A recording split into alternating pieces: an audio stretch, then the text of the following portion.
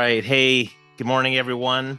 Welcome to our little Zoom meeting or BAM session today. Everyone's piling through the doors. Looks like we have a good turnout here. I think people are really enthusiastic and excited about buyer agency agreements, so no one wants to miss that topic. It's fun, exciting. Now, want to talk to you about buyer agency agreements.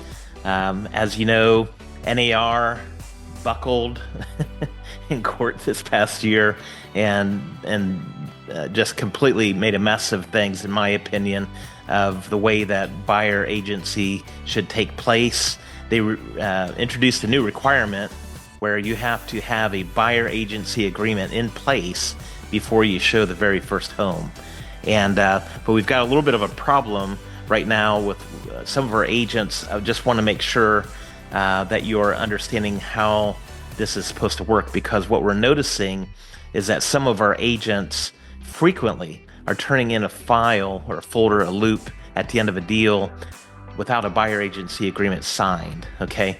Now, in the Plum Tree world, our version of the buyer agency agreement is called the loyalty agreement. That's how we do it, because we believe that the loyalty agreement is a lot less invasive. It's more relational.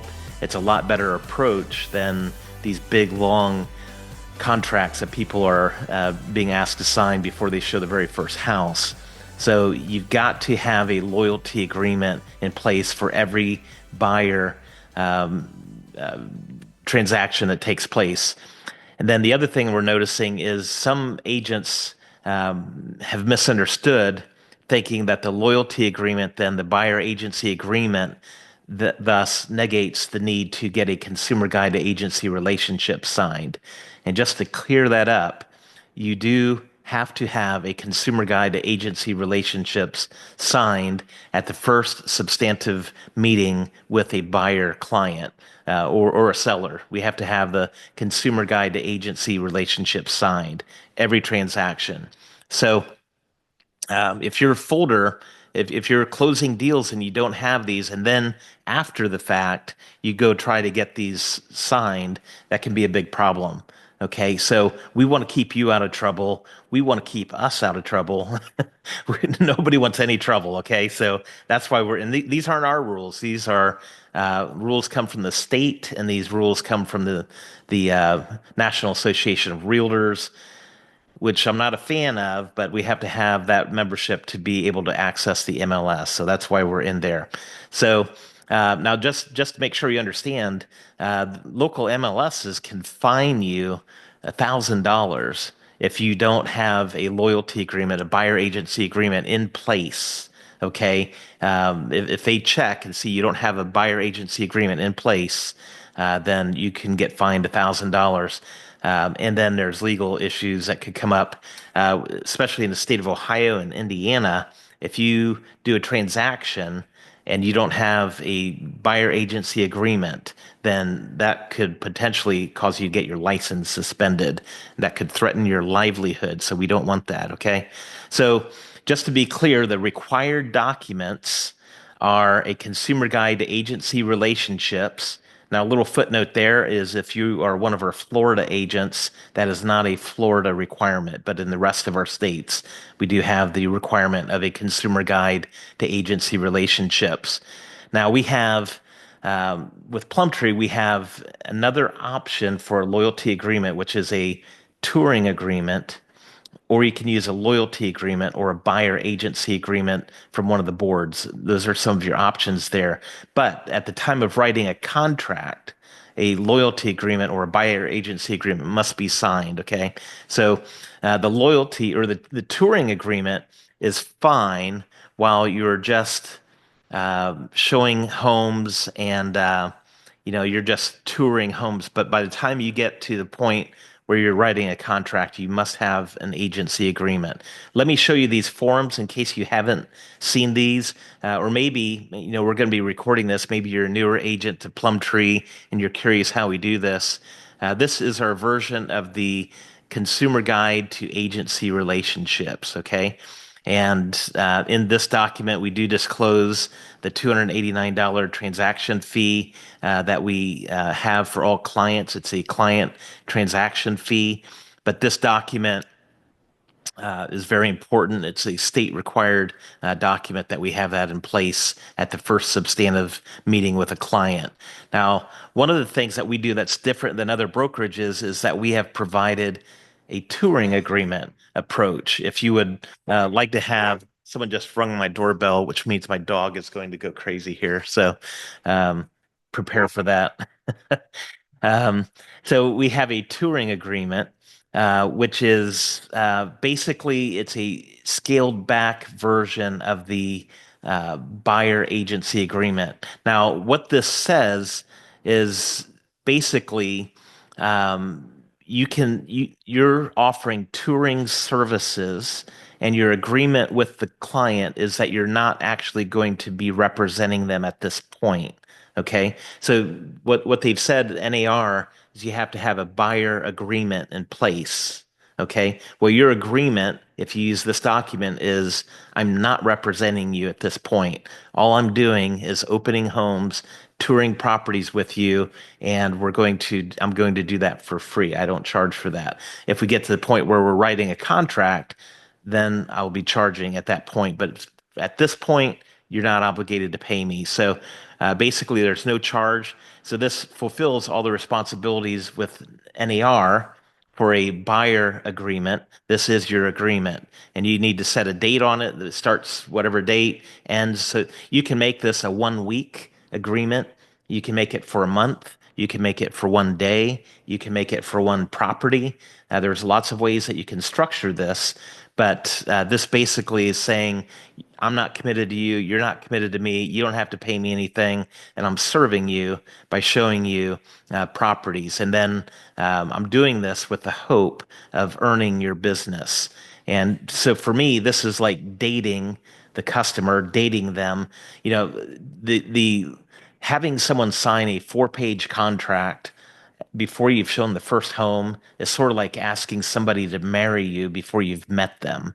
It's like it seems to make no sense to me. And as a matter of fact, there are lawsuits being filed around the country right now already because there are states and there are people who feel like this is an abuse of a contract to manipulate people into signing a contract before they've even seen a home. So I don't think these buyer agency agreement requirements are going to last long. So, anyways, we've got the touring agreement. Most brokerages wouldn't do this, but we do because we believe we want to give you a competitive advantage. While those other brokerages are showing these 4-page contracts, you have the option of showing them this 1-page agreement that basically says they don't have to pay you anything. Okay. So then we have our loyalty agreement, and we recommend that you get this signed as soon as you possibly can within your relationship with the buyer. Okay, the loyalty agreement is an expression of mutual intent to work together in the home buying process. We've made this very relational. It's user friendly. If you commit to me, I'm going to commit to you. Let's work together. And you have dates of when this starts and ends. So you might say, hey, let's take 3 months and I'll help you find a home during that. And so it explains your role. This is all the stuff you're going to do. And I would recommend that you get the verbiage of this in your head so that when you're talking to them, you can present, this is all the stuff I'm going to do this. I'm going to do this. I'm going to do this. I'm going to do this. I'm going to do this. And let them know you're providing a ton of value. Okay. And then the role of the home buyer, they're going to share their vision. They're going to work with you. They're going to be honest and they're going to cooperate with you. And then compensation, this is where you have to commit to a number. Buyer's agent compensation shall be this rate, and that's required by NAR. It's also required by the state that you set your compensation in this document. Personally, I would start out with a touring agreement, and then when you get closer to writing a contract, I would worry about this document. But basically, uh, what happens is they can agree to a certain commission, and then if I was a buyer's agent, I would say, I'm going to work my tail off to make sure that the seller pays that buyer's agent commission. Okay. So those are the three documents. And so you've got the consumer guide to agency relationships, and then you have the touring agreement or loyalty agreement, whichever one you want to use. But at the time of writing the contract, a loyalty agreement or buyer agency agreement must be in place. Okay. So if you look at it as a sequence of events, you have your first showing. At that first showing, you need to present the consumer guide to agency relationships and the touring agreement. Or, of course, you can do a loyalty agreement at that first showing.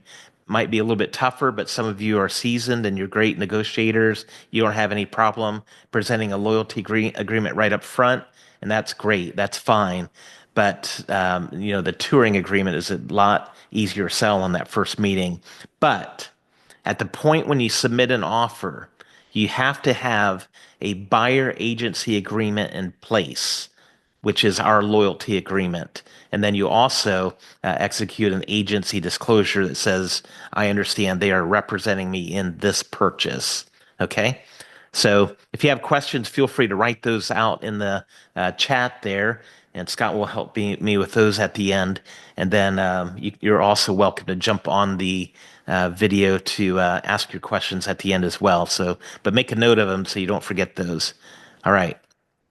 So, just to review, with buyer agency agreement documents, you have four different options that you can choose from.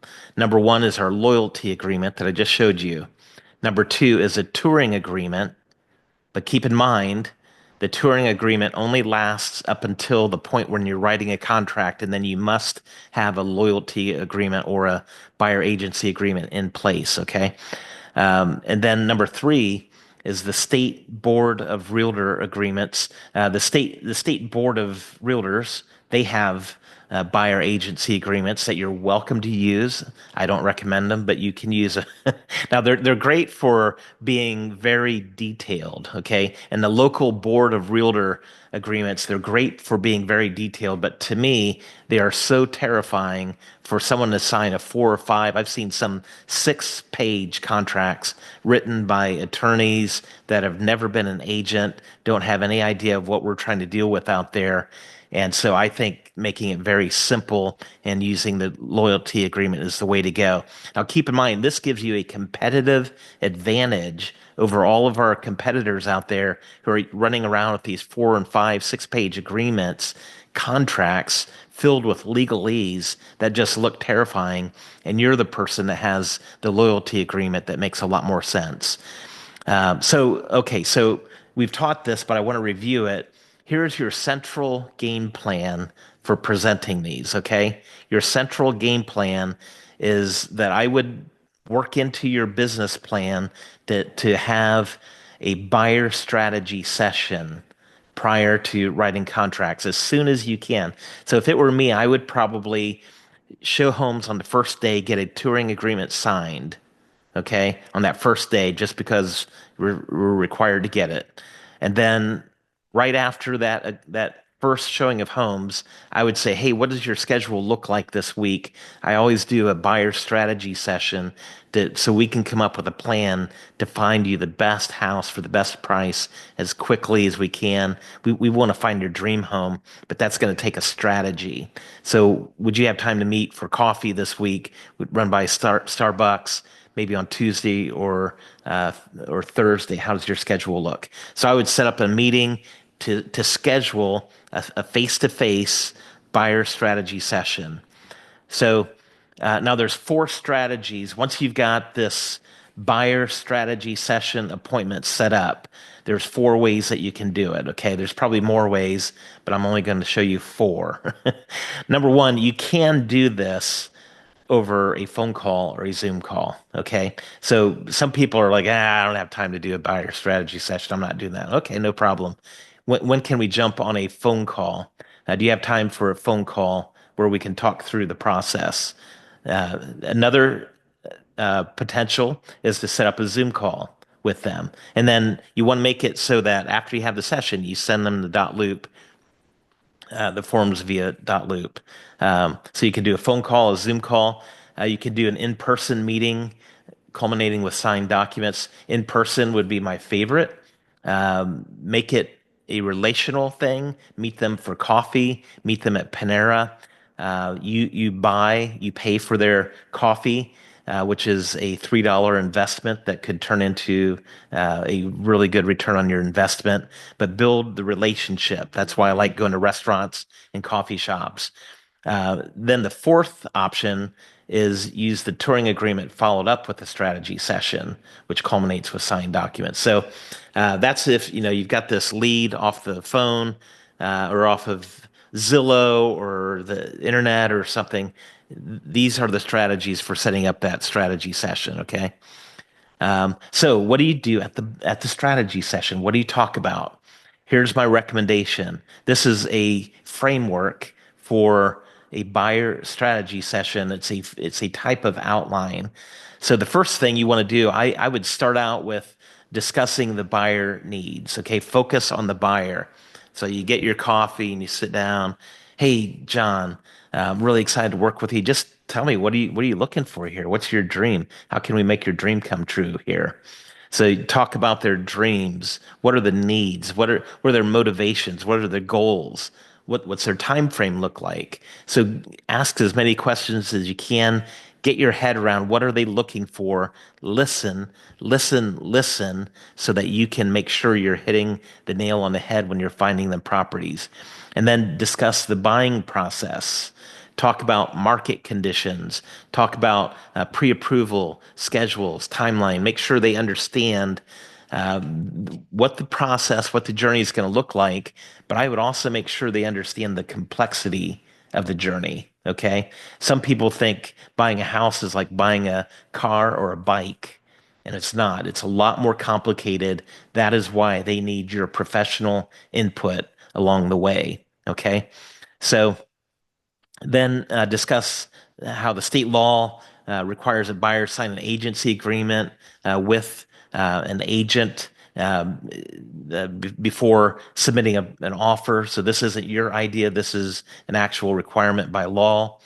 Discuss how agency works, that you'll be representing them in a purchase. You'll be protecting them and watching out for them, and discuss the role and the value of a buyer's agent. Make sure they understand that. And then after you've come through all that conversation, then you can come to the compensation section. Okay, so basically, you discuss compensation. Then my favorite closing line is make sense. So you just to make sure they understand. If there is an objection, that's when they'll bring it up. And then you can deal with that at that point. But if it makes sense, then okay, great, sign here. Okay, so so here's how to simplify everything. When working with buyers, don't waste time calling agents on listings about their commissions. Just write it into your purchase contract. Okay. To me it doesn't. I don't care what they're offering because I'm going to ask for a certain amount, and they might say, "Well, no, we're not offering that amount of commission." Well, it doesn't matter because we're going to write it into the contract because your agent, I mean, your client has agreed to pay. Let's say they agree to pay 2.5%, and this listing is only offering 2%. All right. Well, that doesn't matter because you're going to bat for your client. You don't want them to have to pay the 2.5%. So you're going to negotiate it into the contract. So just write it into the contract. Don't waste your time calling agents.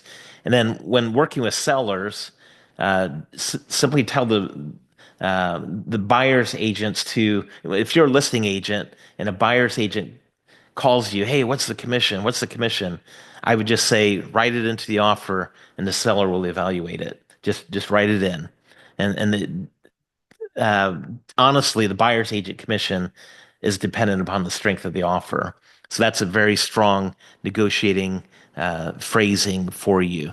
Um, so compensation wording. So you get to your strategy session, you're talking to your client, your buyer client about the fees. Okay. So I would be very direct, very concise, and I would be very clear, and I wouldn't feel guilty.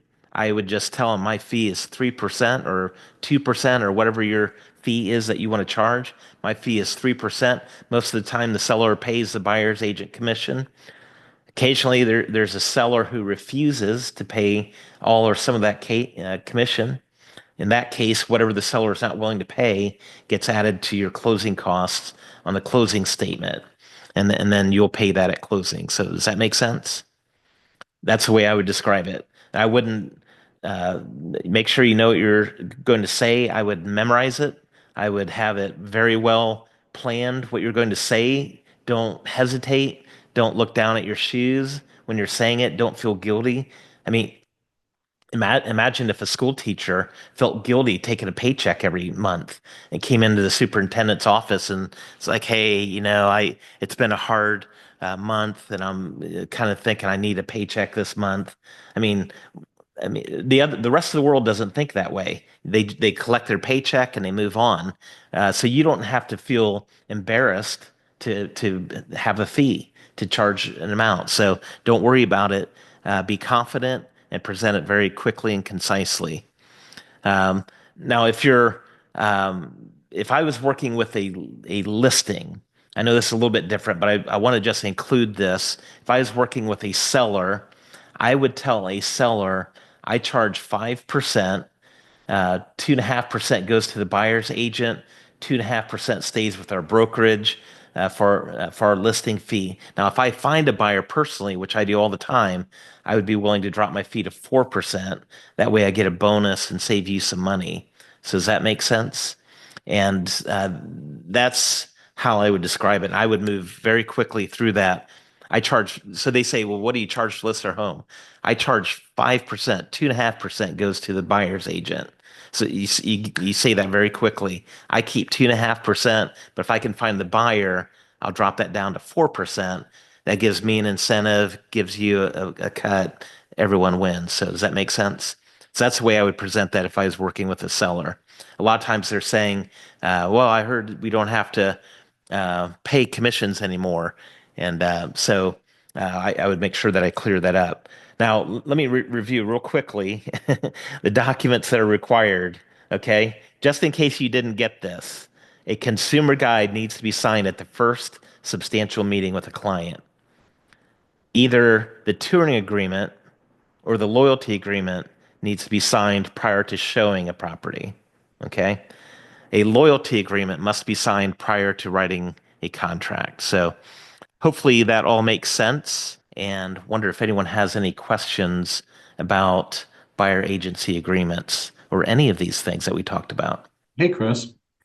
We had Yeah, a few good questions come up in the chat. I've been doing my best, like a mock real estate exam here to try to answer them. So let's go through them and see if I did it right. Uh, great. one question that came up was um, you showed a two-page consumer guide to agency. Yeah. And late last year in the fall, we came up with a one page. Are we still allowed to use that, or are we reverting to? We have reverted to the former one uh, Okay. due to there, we just decided that that was better because we were not including the 289 transaction fee because we were including that on the buyer agency agreement, the loyalty agreement. But then we were without a document to share with sellers that disclosed that. So we decided just In to the go listing back. agreement, though. Well, it can be, but Mhm. it's also good to have it on the consumer guide. Okay. Made it a little bit simpler. So Okay. good question. Some Um, people are paying attention to details. I like that. yeah, they did. We had a good question. And then the consumer guide, you mentioned that it's not required in Florida. Is that required in Kentucky? Yes, it is. Kentucky and Indiana and Ohio. And same consumer guide is applicable to those states? Okay, great. Yeah. And then if someone is showing a commercial property, my understanding is that the loyalty agreement isn't required by state law, but it is a best practice because you want to get paid. And, on a commercial listing, it's not going to be published on the MLS, of course. So if you're Yeah. going to be paid, it's a best practice to get it done. Same with a rental. Uh, it's my understanding that that was a question that came up, that it's required if you're going to be, if the lease is over 18 months. Now, someone could enter into a 12-month lease that has a renewal feature to it. So that could be considered a longer than 12-month lease. So it's a best practice if you're working with a tenant to get a loyalty agreement signed as well. Uh, That's really good, Scott. Thank you for including that. and I think I covered them all. Oh, if you're showing your own listing, if you're representing the seller only, you do not need to do a loyalty agreement, but you do need to do a consumer guide. That was my understanding. Did I answer that right, Chris? Could you say that one more time, make sure I Let's understand? say you're listing, you're showing it to a prospective buyer, but you're Oh, representing the seller only. yes, that's right. So you don't need a loyalty agreement in place. Is that what you're saying? Correct, but you do need a Yeah. consumer guide. And then, for Mhm. example, in Ohio, when you're filling out that agency agreement, make sure you're marking that you represent the seller only. If you're doing a dual agent in Ohio, then you do need a loyalty agreement signed. And so that's a great point. And that's most likely going to come up when you are at an open house, is when you're listing a property and buyers come in that you are not representing at that point. You don't, at an open house, you don't have to get them to sign a loyalty agreement at that time. But the consumer guide would be helpful if you start entering into a conversation with them. Right. Another question just popped up. If we're showing a house for another agent, does their loyalty agreement cover it? And I would answer yes to that if they're a Plum Tree agent. Would you agree? Yeah, if they are a Plum Tree agent, then that can serve as that. Um, at first, I thought you were asking if it's an agent from another another brokerage, and that's something that that's one of the loopholes. Problems is that people can just keep going and signing more and more um, buyer agency agreements, just keep signing them with each agent that they talk to, not realizing what kind of trouble they're getting into. So that's one of the problems with the whole idea of getting them to sign it at the first meeting. But as far as Plum Tree agents go, um, it will suffice if another agent has gotten it signed. Can we take the one-page consumer guide out of dot loop? I think that's a good idea. I like that I idea. believe we already have, but if it's not already It's out, in there. Yeah, I was while we were on the call, I'm like, I thought I remember a one-page version. It may have been taken out of the folders, but it's in the master. It may be taken out of the individual transaction folders like Cincinnati, Dayton, Columbus, but it is still in the master folder. So okay, yeah, careful. we'll work on that. Thank you. Okay, I think I answered all the questions. Anything else In the out chat. there that someone like to jump in there, or any other comments? I had one. Chris, can you hear me since you're on the truck radio? Yes. Awesome. Yeah, sorry. So I'm asking for a friend, wink, wink. Their buyer agency agreement, if they were checking the box that says they accept compensation that the seller is offering instead of putting down a number for percentage, is that going to suffice? I realize the open exposure that they're leaving themselves open to, but is that still valid for that friend, wink, wink? On a buyer agency agreement, is that what you're saying? Correct. The buyer agency agreement, according to NAR rules, must delineate a specific number, and it's not permitted for it to be a general range or anything like that. So it has to. So your fee can't be tied to directly to a listing, theoretically, or a potential of listings. It has to be very specific. So, Okay. unfortunately, I don't think it's a good idea, but that's what some people decided was a good idea.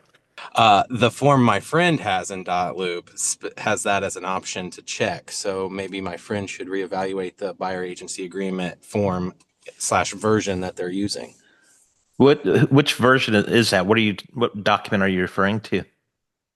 Let me see if I can jump into Dot Loop and find out for you, because I You're would not you're have access to. you're not actually driving right now, right? I pulled over and I just That's left the gym, so camera's staying off today. Um, I did that buyer one bro- time. I left the gym and I never went back. yeah.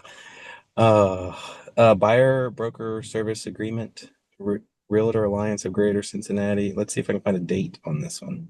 It looks like a 3-page document, if that helps narrow it down. February of 2023, Realtor Alliance of Greater Cincinnati. Well, So three. I'll look into that. It's definitely not one of our recommended documents, but I can say if they say that they're agreeing to whatever number that a seller proposes, that's not in alignment with what the National Association of Realtors has told us to be doing. So, but Makes sense. I'll look into it. If you want to email it to me, I can take a closer look and we can see what might be going on there. Yeah, it sounds like February 2023 might just be outdated. That's all. So I'll send it over to you. I'll send the version of one that I'm currently working with, and we can make sure that we're in alignment with that. That's right. Um, That is outdated because all this stuff came about in 2024, right, Scott? Am I imagining that? Yeah, it was between August and October. We had a couple different Yeah. iterations. One was the NAR, and the Yeah. second was Ohio. So Okay. we've been okay. revising these things a couple times in 2024. One question that's come up to me a few times is, what do you do if you have a buyer who has commitment issues and doesn't want to sign the loyalty agreement, but you're writing an offer?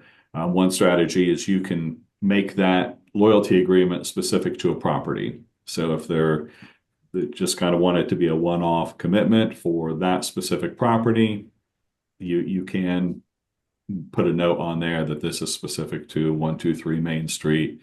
And then if they move on to work with someone else, they're not attached and committed.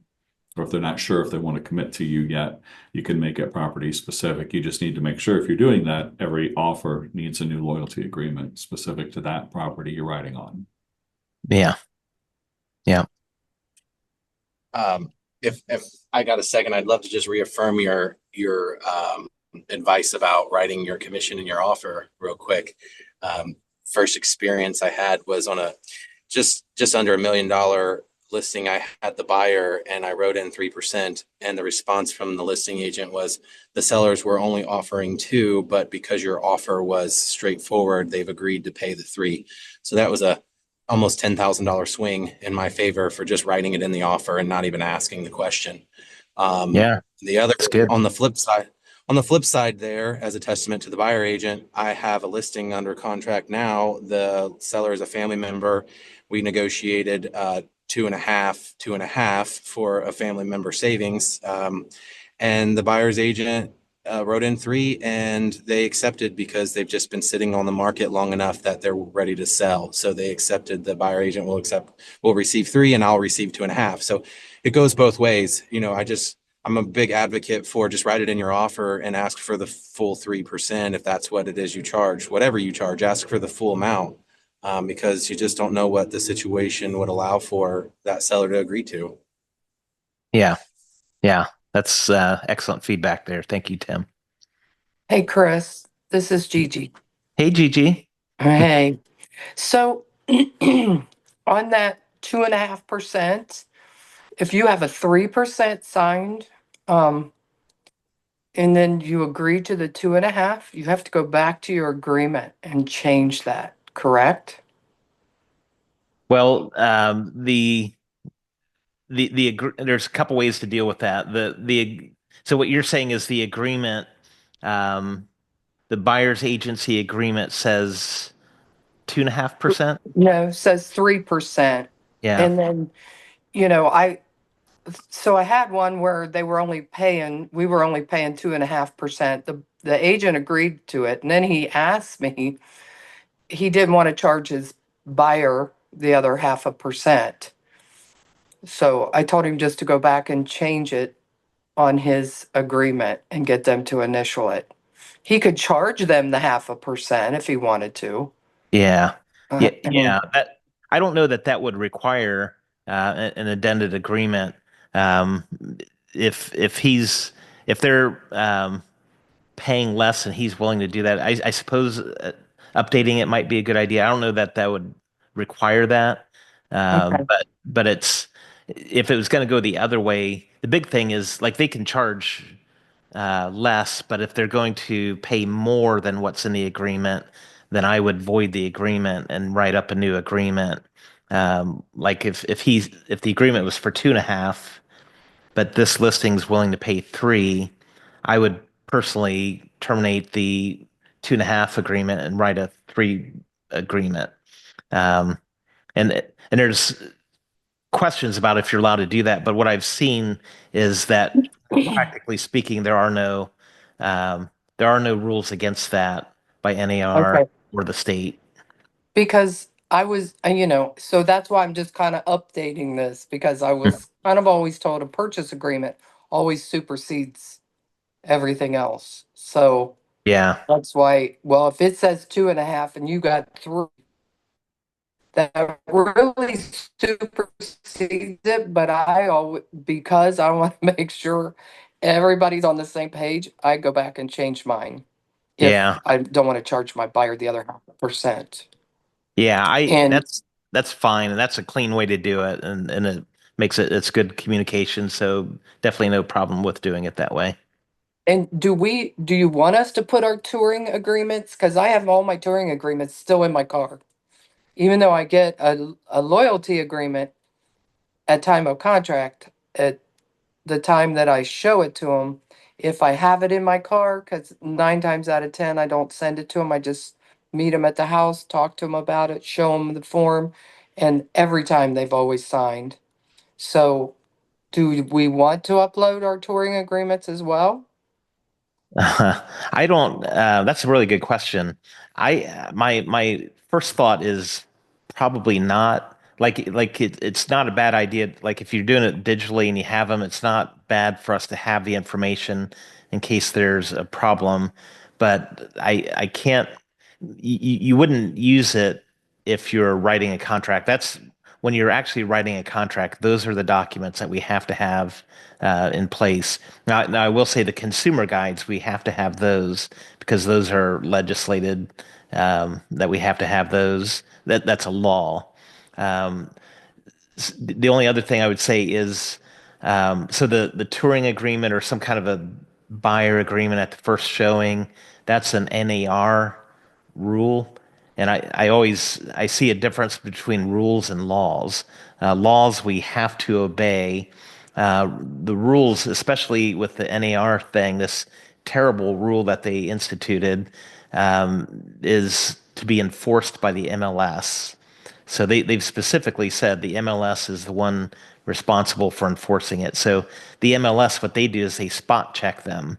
And we've had agents that have been, emailed by the MLS, hey, we need to see your buyer agreement.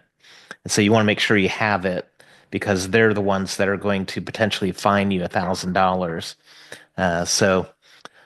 Scott, I don't know if you have any other input on that or thoughts about that, but that's kind of my initial thoughts about that. You're kind of the compliance guy, so maybe you might have a little bit different approach. I don't know. I'm going to confess, I've been in deep into reading the chat, so I did zone out on that last. Oh, I know we talked about it was loyalty agreements.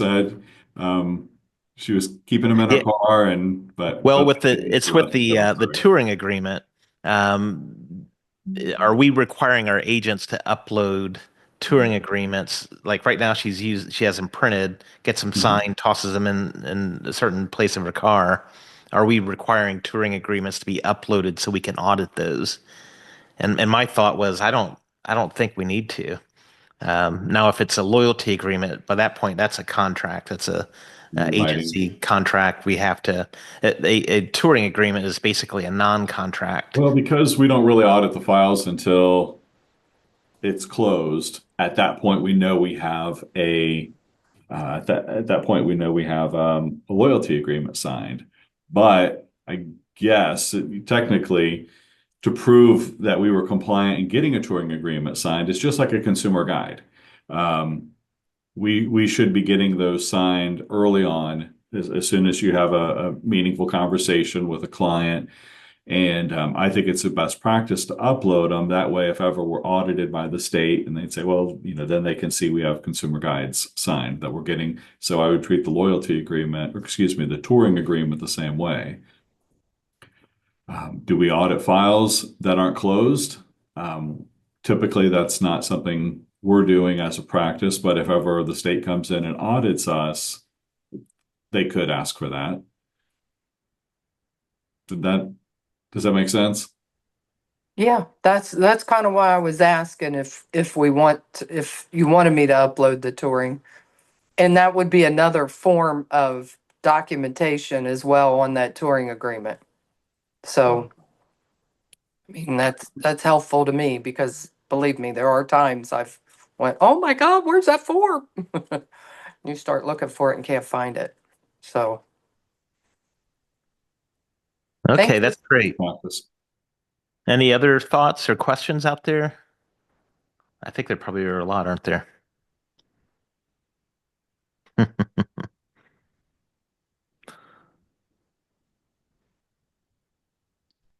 We're making Scott do double duty and reading the chat and Yeah, field I'm live not a good questions. multitasker.